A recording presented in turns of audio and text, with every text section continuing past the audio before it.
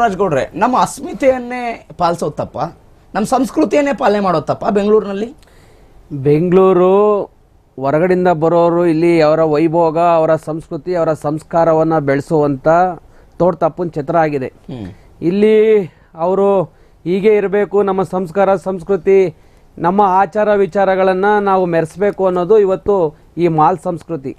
ಅಲ್ಲಿ ಚಡ್ಡಿ ಮಿಡ್ಡಿ ಹಾಕಿ ಬರುವಂಥವರಿಗೆ, ಈ ಹರಿದೋಗಿರೋ ಪ್ಯಾಂಟ್ ಹಾಕಿ ಬರುವಂಥವರಿಗೆ ಆ ಸಂಸ್ಕೃತಿ ಹೋಲುತ್ತೆ. ಪಂಚೆ ಹಾಕಿ ಬರೋರಿಗೆ ಹೋಲಲ್ಲ. ಹಾಗಾಗಿ ಪಂಚೆ ಹಾಕಿ ಬರುವಂಥ ಜನರಿಂದ ಈ ನಾಡಿನ, ಈ ದೇಶದ, ಒಟ್ಟಾರೆ ಈ ಜಗತ್ತಿನ ಜನ ಅನ್ನವನ್ನು ತಿಂತಿದ್ದಾರೆ. ಆತ ಅನ್ನ ಬೆಳಿಲಿಲ್ಲ ಅಂದರೆ ಅವನು ದುಡ್ಡನ್ನಾಗಲಿ ಚಿನ್ನನಾಗಲಿ ತಿನ್ನಲಿಕ್ಕೆ ಸಾಧ್ಯ ಇಲ್ಲ ಅನ್ನುವ ಸಾಮಾನ್ಯ ಪರಿಜ್ಞಾನ, ಈ ತಿಳುವಳಿಕೆ ಈ ಮಾಲ್ ಸಂಸ್ಕೃತಿಯ ಜನರಿಗಾಗಲಿ, ಈ ಮಾಲ್ನ ಮಾಲೀಕರಿಗಾಗಲಿ, ಆ ಒಂದು ಏನು ಸೆಕ್ಯೂರಿಟಿ ಏಜೆನ್ಸಿಯ ಆ ಒಂದು ಸಂಸ್ಥೆಗಾಗಲಿ ಇರಬೇಕಾದಂಥದ್ದು. ಅಂಥ ಸಾಮಾನ್ಯ ಜ್ಞಾನ ಇಲ್ಲದ ಕಾರಣ ಇವತ್ತು ಒಬ್ಬ ರೈತನಿಗೆ ಅವಮಾನ ಆಗಿದೆ. ಇವತ್ತು ಇಡೀ ಮಾಲ್ ಸಂಸ್ಕೃತಿ, ಇಡೀ ಬೆಂಗಳೂರಿನಲ್ಲಿರುವಂಥ ಮಾಲ್ ಸಂಸ್ಕೃತಿದಾರರಿಗೆ ಕರ್ನಾಟಕ ರಕ್ಷಣಾ ವೇದಿಕೆ ನೇರವಾಗಿ ಎಚ್ಚರಿಕೆಯನ್ನು ಕೊಡ್ತಾ ಇದೆ. ಈ ಘಟನೆ ಇನ್ನೇನಾದ್ರೂ ಮುಂದುವರೆದ್ರೆ ಡಿಸೆಂಬರ್ 27 ಹೋರಾಟ, ರಕ್ಷಣಾ ವೇದಿಕೆ ಹೋರಾಟವನ್ನು ನೋಡಿದ್ದೀರಾ, ಅದೇ ರೀತಿಯ ಮತ್ತೊಂದು ಕ್ರಾಂತಿ ಈ ಬೆಂಗಳೂರು ಜಿಲ್ಲೆಯಲ್ಲಿ ನಡೆಯುತ್ತೆ ಅನ್ನುವ ನೇರ ಎಚ್ಚರಿಕೆಯನ್ನ ಇಡೀ ಮಾಲ್ ಸಂಸ್ಕೃತಿಯ ಜನರಿಗೆ ಕೊಡ್ತಾ ಇದ್ದೀವಿ. ಓಕೆ, ಬರ್ತೀನಿ. ರಾಘವೇಂದ್ರ ಅವರೇ, ನಮ್ಮಲ್ಲಿ ಸಾಮಾಜಿಕ ಮೌಲ್ಯಗಳು, ಸಂಸ್ಕೃತಿ, ನೈತಿಕತೆ ಅಧಪತನ ಆಗ್ತಿದೆ ಅಂತ ಅನಿಸ್ತಿದೆಯಾ ಬೆಂಗಳೂರಲ್ಲಿ? ಅಲ್ಲ, ಖಂಡಿತವಾಗ್ಲೂ ಇದು ಒಂದು ಉತ್ತಮ ನೈಜ ಉದಾಹರಣೆ. ನಾವೇನು ಎಲ್ಲೂ ಯಾರನ್ನೂ ಪ್ರಶ್ನೆ ಮಾಡೋದೇ ಬೇಕಿಲ್ಲ. ಇದು ಉದಾಹರಣೆಯನ್ನು ನಾವು ಇವತ್ತು ಆಲ್ರೆಡಿ ನೋಡ್ತಾ ಇದ್ದೀವಿ. ಅದಕ್ಕೆ ಹೋರಾಟಗಳು ಹೊರಹೊಮ್ಮಿದೆ. ಇಲ್ಲಿ ಮುಖ್ಯವಾಗಿ ನೋಡಬೇಕಾಗಿರೋದು, ಅವಮಾನ ಹೊಂದಾದರೆ, ರೈತ ಅನ್ನೋದು ಒಂದಾದರೆ, ವೆರಿ ಇಂಪಾರ್ಟೆಂಟ್ ಮೂಲಭೂತ ಹಕ್ಕುಗಳಲ್ಲಿ ಅಂದರೆ right to freedom of expression, ನನ್ನ ಸ್ವಾತಂತ್ರ್ಯ, ನಾನು ಏನು ಬಟ್ಟೆಯನ್ನು ಹಾಕೊಳ್ತೀನಿ, ನನ್ನ ಬಟ್ಟೆ, ನನ್ನ ಉಡುಗೆ, ನನ್ನ ಹಕ್ಕು, ಅಂದರೆ ನಾನು ಏನು ಡಿಸೈಡ್ ಮಾಡ್ಕೊತೀನಿ ಟು ಎಕ್ಸ್ಪ್ರೆಸ್ ಮೈ ಸೆಲ್ಫ್, ಅದು ನನ್ನ ಮೂಲಭೂತ ಸೌಕರ್ಯದಲ್ಲಿ ಒಂದು. ಅಂದರೆ ಆರ್ಟಿಕಲ್ 19 ಮಾನವ ಹಕ್ಕು ಸಂರಕ್ಷಣೆ ಅಡಿಯಲ್ಲಿ ಇವ್ರ ವಿರುದ್ಧ FIR ಆಗಬೇಕಾಗಿತ್ತು. ಇದು ಸುಮೋಟೋ ಕೇಸ್ ಆಗಬೇಕಾಗಿತ್ತು. ದುರಾದೃಷ್ಟವಶಾತ್ ನಮ್ಮ ಮಾನವ ಹಕ್ಕು ಆಯೋಗ ಕರ್ನಾಟಕದಲ್ಲಿ ಏನಿದೆ, ಅವ್ರು ಏನೂ ಮಾಡೋದಿಲ್ಲ. ಇರುವಂತಹ ಪೆಂಡಿಂಗ್ 40,000 ಕೇಸನ್ನು ಹಂಗೆ ಇಟ್ಕೊಂಡಿದ್ದು ಇವತ್ತು ಶಾಂಭಟ್ ಅವ್ರನ್ನ ನೇಮಕ ಮಾಡ್ಕೊಂಡಿದ್ದಾರೆ. ನನ್ನ ಪ್ರಕಾರ ಯಾವ ಒಂದು ಪ್ರೋಗ್ರೆಸ್ಸೂ ಇಲ್ಲ. ಇಂತಹ ಪ್ರಕರಣಗಳು ಬಂದಾಗ ಹೋರಾಟವನ್ನು ಬದಿಗಿಟ್ಟು, ನಾನು ಹೋರಾಟದ ಬಗ್ಗೆ ಆಮೇಲೆ ಮಾತಾಡ್ತೀನಿ. ನಾನು ಯಾಕೆ ಮಾತಾಡ್ತಿಲ್ಲ ಅಂದ್ರೆ, ಮೂಲಭೂತವಾಗಿ ಒಂದು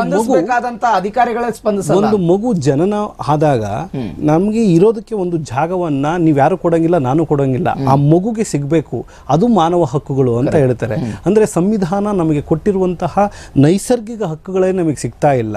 ಇನ್ನ ಇವರು ಡ್ರೆಸ್ ನೋಡ್ತಾರೆ, ಅವರು ಯಾವ ರೀತಿ ಬಂದಿದ್ದಾರೆ ಅಂತ ನೋಡ್ತಾರೆ, ಅಥವಾ ಇವರನ್ನ ನಾನು ಇವರಿಂದ ನನಗೆ ಎಷ್ಟು ಲಾಭ ಅನ್ನೋದು ನೋಡ್ತಾರೆ. ಇಂತಹ ಕ್ಯಾಲ್ಕುಲೇಷನ್ಸ್ಗಳನ್ನ ಬಿಟ್ಟು ಮಾನವೀಯ ಮೌಲ್ಯಗಳನ್ನ ನಾವು ಇಲ್ಲಿ ಬೆಂಗಳೂರಲ್ಲಿ ಹುಡುಕಕ್ಕಾಗ್ತಾ ಇಲ್ಲ. ಯಾಕಂದ್ರೆ ಅವ್ರ ತಾಯಿ ಒಂದು ಮಾತು ಹೇಳಿದ್ರು, ಈ ಪ್ಯಾಟ ಮಂದಿ ಸವಾಸ ನಮ್ಗೆ ಅಂತ. ಅಂದ್ರೆ ಅದ್ರ ಅರ್ಥ ಏನು ಅಂತಂದ್ರೆ, ಇವರೆಲ್ಲ ಒಂಥರ ಕಟಕರು, ಇವರೆಲ್ಲ ವ್ಯವಹಾರಸ್ಥರು, ಇವ್ರು ಬರೀ ಬಿಸ್ನೆಸ್, ಇವ್ರು ಬರೀ ಹಣ ಅಥವಾ ಇನ್ನಿಂದ ಏನೋ ಒಂದು ನನಗೆ ಲಾಭ ಇರಬೇಕಾ, ಇಂತಹ ಮನಸ್ಥಿತಿಯನ್ನ ನಾವು ಮುಂದಿನ ಪೀಳಿಗೆಗೆ ಹೇಳ್ಕೊಡ್ತಿದ್ದೀವಲ್ಲ, ಅದೇ ದುರಾದೃಷ್ಟ.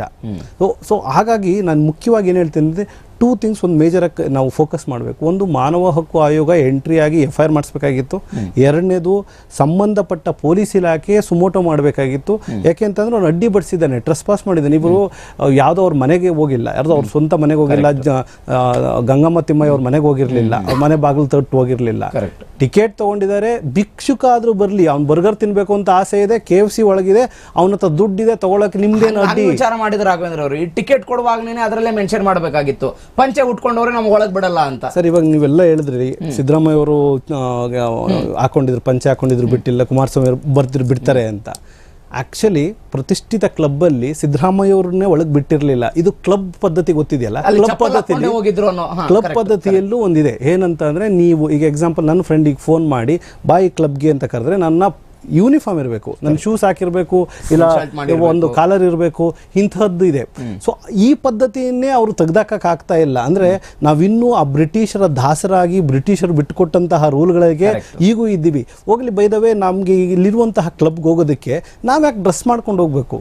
ಈಗ ನನ್ನ ಹಣವನ್ನ ಖರ್ಚು ಮಾಡಿ ನೀವು ಫ್ರೀಯಾಗಿ ಊಟ ಆಗ್ತಾ ಇದ್ದೀರಿ ಅಂತ ಅಂದ್ರೆ